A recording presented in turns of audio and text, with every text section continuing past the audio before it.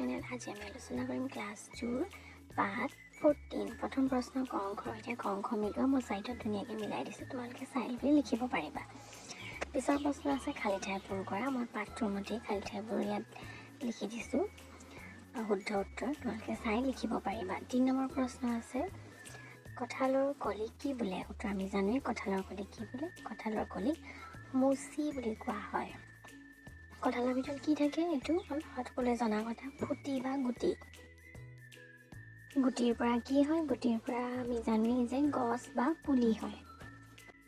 তাৰপিছৰ প্ৰশ্ন বুট মগু আদি তিয়াই থৈ দিলে গজা দি ওলায়। তলত দিয়া শাক পাচলিৰ নামসমূহ লৈ মন কৰা। আলু, আম, সৰিয়হ, বেঙেনা, বিলাহী, ধনিয়া গুটি, মটৰ মাহ এইবোৰ কোনবিধৰ পৰা গজালি ওলায়? আমি জানো যে আলু, সৰিয়হ, ধনিয়াৰ গুটি আৰু মটৰ মাহৰ পৰা গজালি ওলায়।